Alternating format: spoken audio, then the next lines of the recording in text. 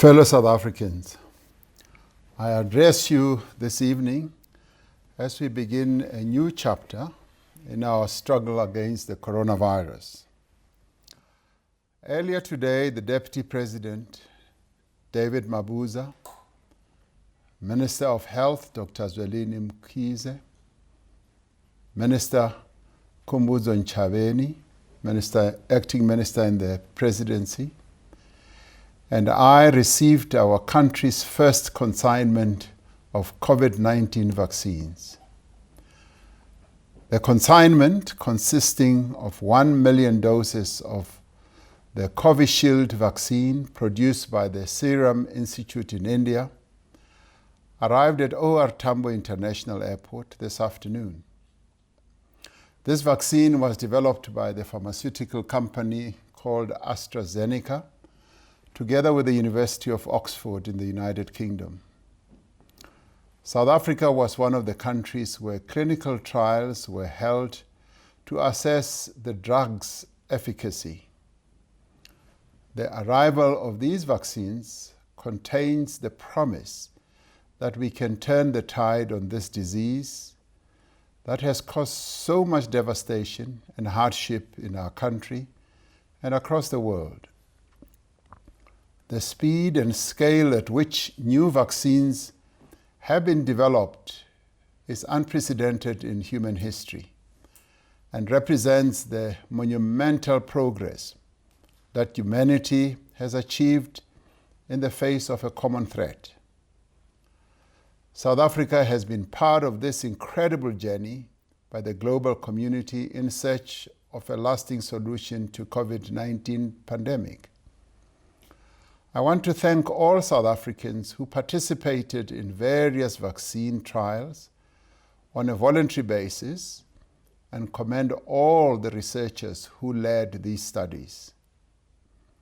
Many of our researchers have participated in groundbreaking research in the field of genomics, providing new information about the virus, leading to the identification of the variant now known as 501YV2.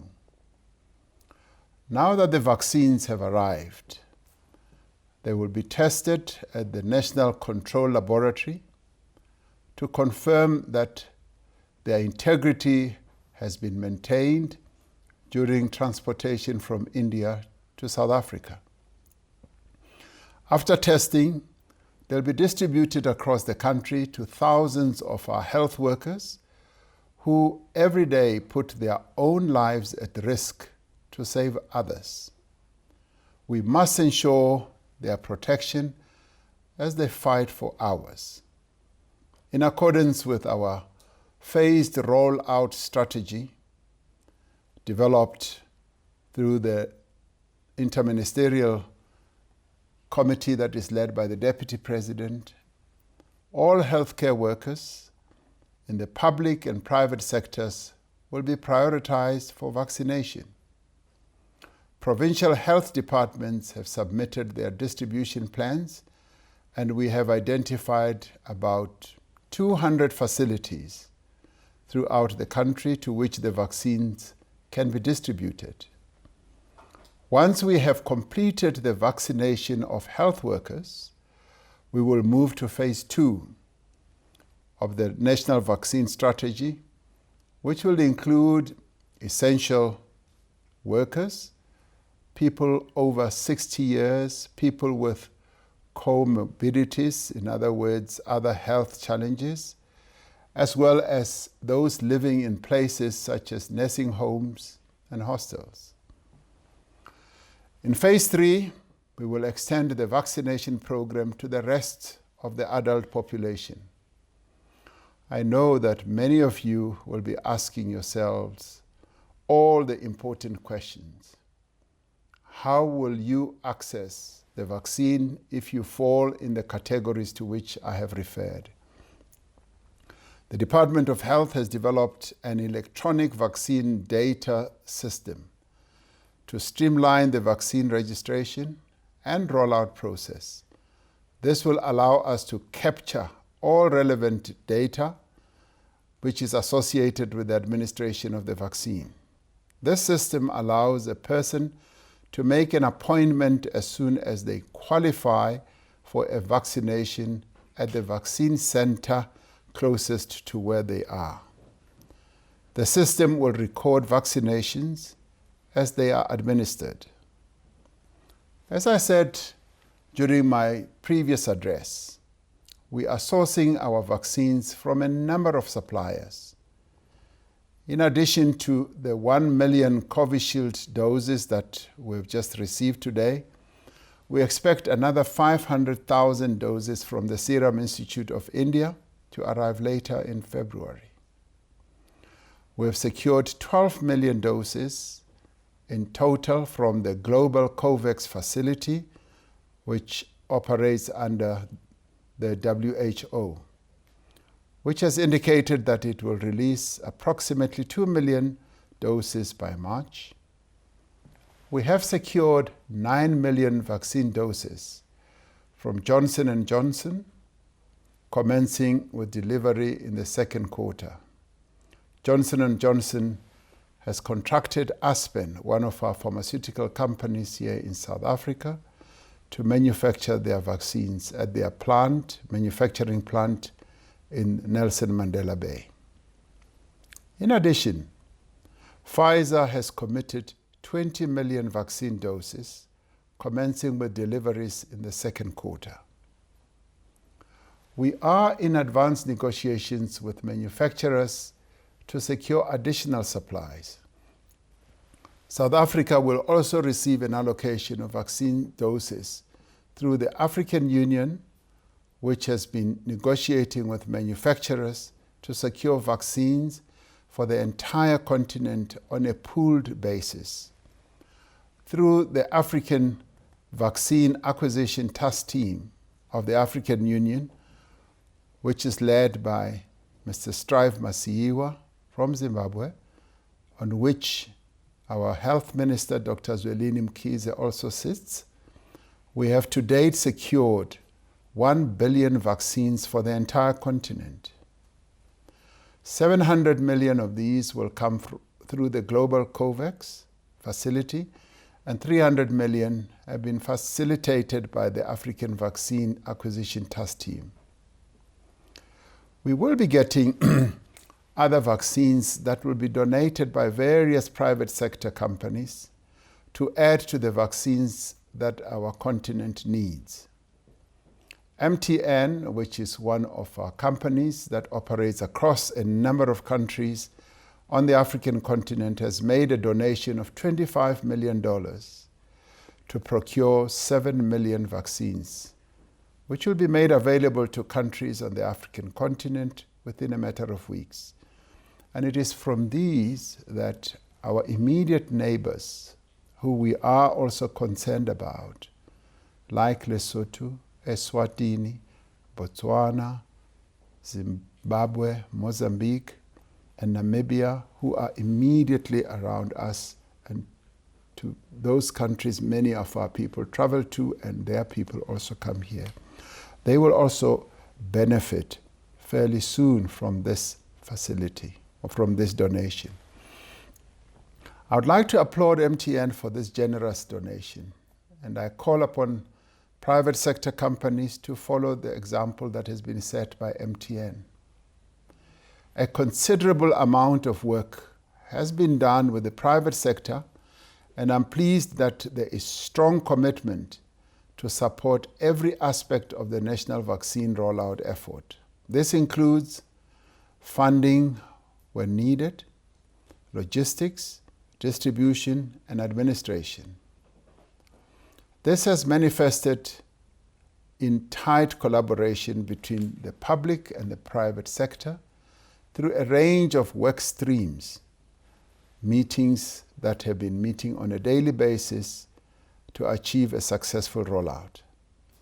We aim to secure enough doses to achieve herd immunity, also known as population immunity, which I prefer. This is when enough of the population is immune to the virus to provide indirect protection to those who are not immune. This should bring the spread of the virus under control. Our scientists estimate that we will likely reach herd immunity once around 67% of our people are immune. This amounts, in our case, to around 40 million people in South Africa. We will leave no stone unturned in our efforts to make sure that enough vaccine doses are secured to reach population immunity in our country.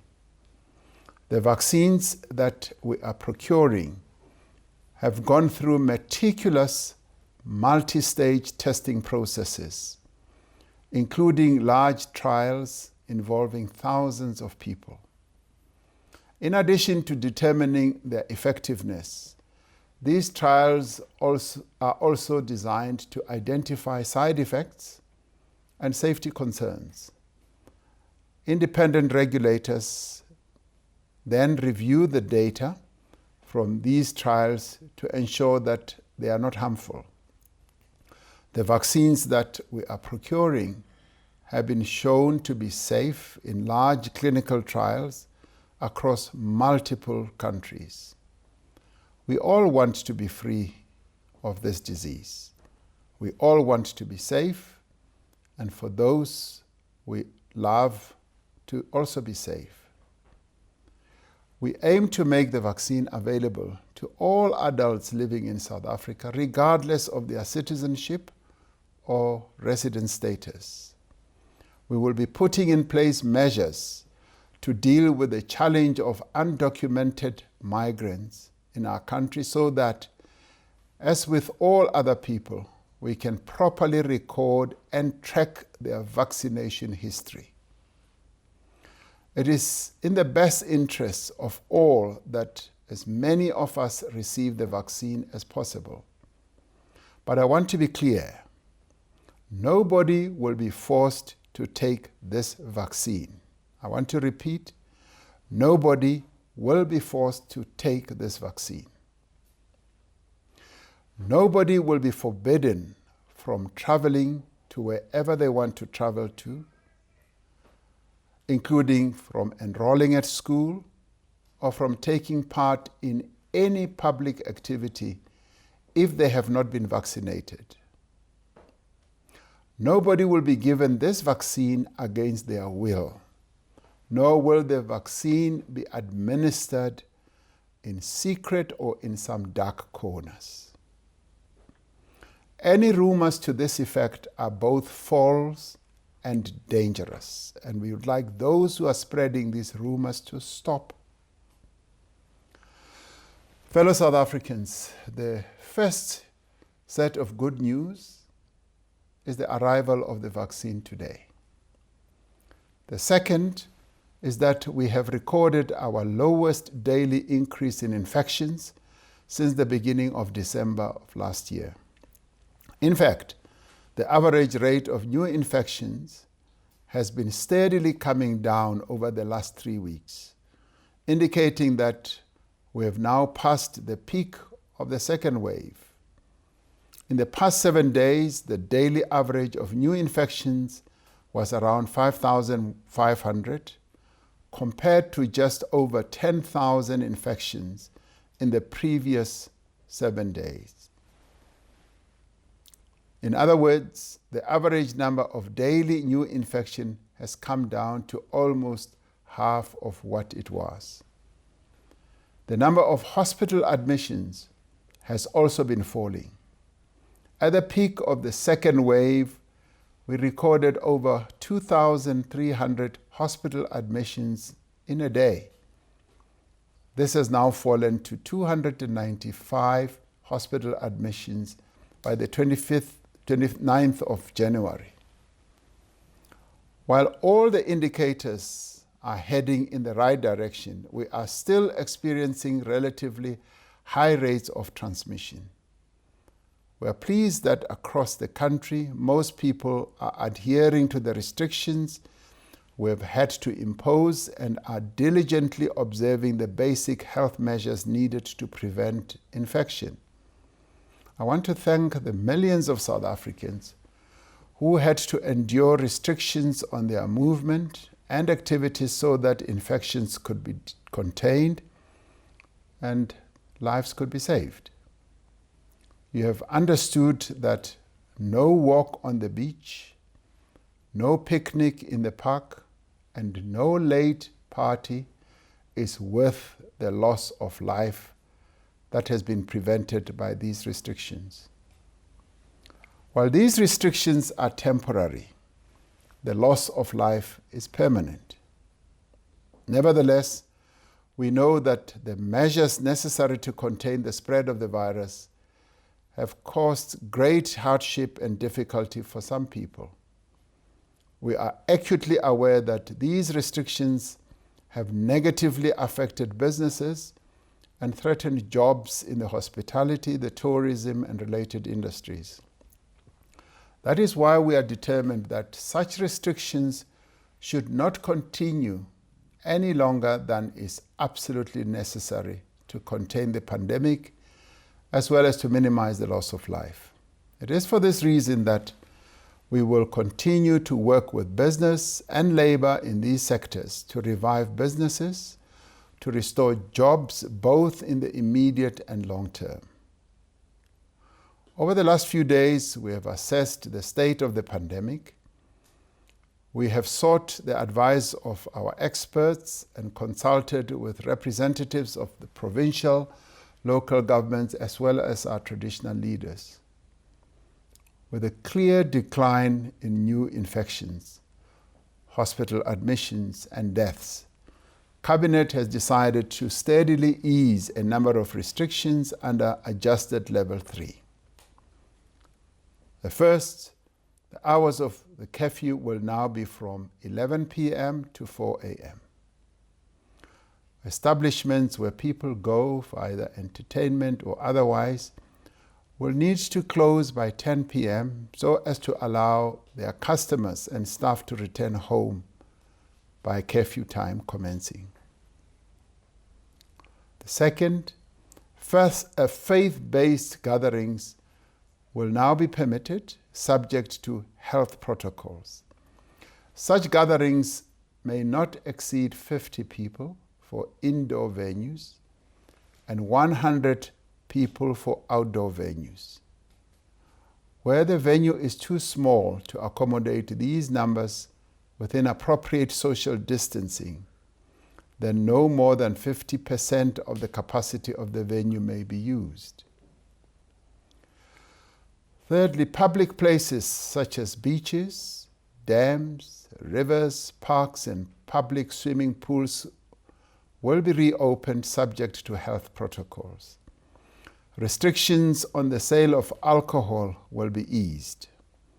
The sale of alcohol by licensed premises for off-site consumption will be permitted from Mondays to Thursdays from 10 a.m. to 6 p.m. Duty-free shops, registered wineries, wine farms, microbreweries, and micro-distilleries will be able to sell alcohol for off-site consumption during their normal licensed operating hours. The sale of alcohol by licensed premises for on-site consumption, such as restaurants and taverns and places like that, will be permitted throughout the week from 10 a.m. to 10 p.m. These changes have been made possible by the significant reduction in COVID-19 hospital admissions across all provinces, reducing the pressure on beds and hospital personnel. I want to call on all of us to drink responsibly so that we do not experience a spike in trauma cases or an increase in infections due to reckless behavior. As we ease restrictions once again, the responsibility on each and every one of us as individuals becomes even much greater. Let us remember that despite the clear progress we have made, the number of new cases is still high, and there is an ever-present danger of a resurgence. It is therefore necessary to maintain the country on coronavirus alert level 3, indicating the continued high risk of transmission. Several prevention measures will remain in place. Social gatherings, political events, traditional council meetings, and gatherings at sports grounds will not be permitted. This does not include religious gatherings and funerals and other limited exceptions as detailed in the regulations, such as restaurants, museums, and gyms. Funerals may not be attended by more than 50 people, and there needs to be social distancing, hand sanitizing, and mask wearing. It remains compulsory for every person in South Africa to wear a mask in a public space. Even as we roll out the vaccination program throughout the year, and as we steadily work to reduce the number of new infections, we will need to continue to observe careful precautions to reduce transmission. This is particularly important as the new variant of the virus, 501Y-V2, is now widespread across the country. We know that it is more infectious than the earlier strain and is therefore far more likely to drive another resurgence of infections and increase the demand of our health facilities. We also know much more about the patterns of infection. If a member of a household has COVID-19 and hygiene measures are not implemented or observed, the chances are high that infection will spread to persons in the same household. We have seen this happening. Therefore, people who discover that they have been exposed to the virus or are COVID-19 positive, they should isolate themselves at home away from other members of the family or household. Or if this is not possible, they should go to a government quarantine facility. Being in crowded places or spending time in closed, unventilated spaces dramatically increases the risk of contracting the virus. For this reason, you must avoid indoor spaces wherever possible and open windows to limit the spread of the virus through the air. Research has shown that the risk of transmission of the virus is almost 20 times higher indoors than in outdoor settings. We continue to ask all South Africans to keep a safe distance of 1.5 meters from other people at all times. We urge employers to allow their employees to work from home wherever possible and not to risk transmission where it is not absolutely necessary to do so. And remember, even if you do not have symptoms, you can still pass the virus to other people. So it is important that we continue wearing our masks and ensure that our masks cover our noses and mouths wherever and whenever we are in public spaces. If you must have interactions with friends and family, do so outside as much as you possibly can. Since the very first case of COVID-19 was discovered in our country, we have mobilized all of the resources at our disposal to protect the lives and livelihoods of all South Africans. We've been extremely fortunate to receive support from all over the world. This evening, I wish to recognize in particular the selfless and unwavering assistance of the government and the people of Cuba. True to its history, this small island nation has demonstrated solidarity with the hardest hit countries and sent more than 3,700 Cuban medical people throughout the world to assist in the fight against COVID-19. In recognition of this effort, the South African Cabinet has approved a proposal to nominate the Henry Reeve International Contingent of Doctors specialized in disaster situations and serious epidemics, or as they are commonly known, the Cuban Medical Brigade, for the 2021 Nobel Peace Prize. In Africa alone, the brigade had treated more than 38,000 people by the end of November of 2020. They are currently still active in many countries, including here in South Africa. We extend our sincerest gratitude to the people of Cuba for this great demonstration of solidarity and humanity. Like so many people around the world, we have suffered tremendous loss and endured great sacrifices.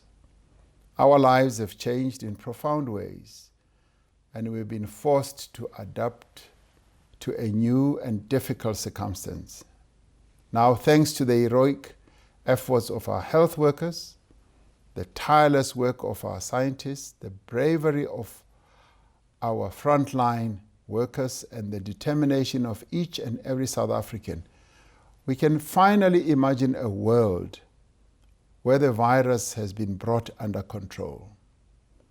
It is up to us to bring that world into being. It is up to us not to let down our guard and to prevent a third wave of infections. It is up to us to protect ourselves, our families, and our communities. Fellow South Africans, it is also up to us to get vaccinated as soon as we are eligible and stop the virus from spreading any further. Above all, it is up to all of us to keep the flame of hope alive, to remain determined in our commitment to one another and to our country. I am confident that together we will overcome, and we will recover, and we will rebuild.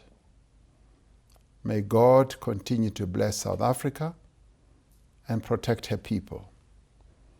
Nkosi sikelela iAfrika, Morena boloka setjhaba sa heso. Hosi katekisa Afrika Dzonga. Here sien Suid-Afrika. Mudzimu phathucheza Afrika Tshipembe. Ndiyalibuwa nda. I thank you.